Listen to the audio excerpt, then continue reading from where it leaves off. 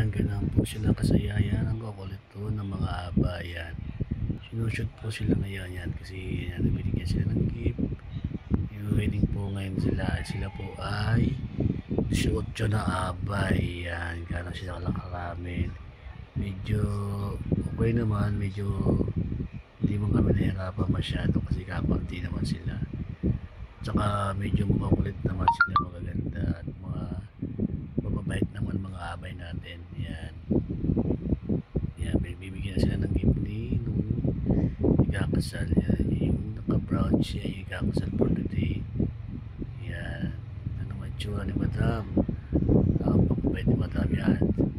Yan, dyan namin sila pinapresto sa hagdanan at walang iba si pandami nila kaya sa hagdanan na lang muna sila pepesto. Yan, para maganda, sure po. Yan, at kita sila lahat yan.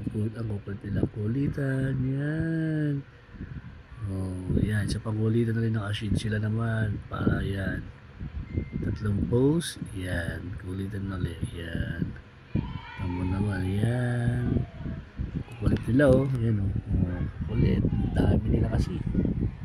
Ito na sila, imbis na sila oh. Yan, malapit na ikasal si Madam. Yan, last shot na namin, tapos punta lang kami simbahan. Yan si Sir Marvin. Yan, kasama namin. Thank you.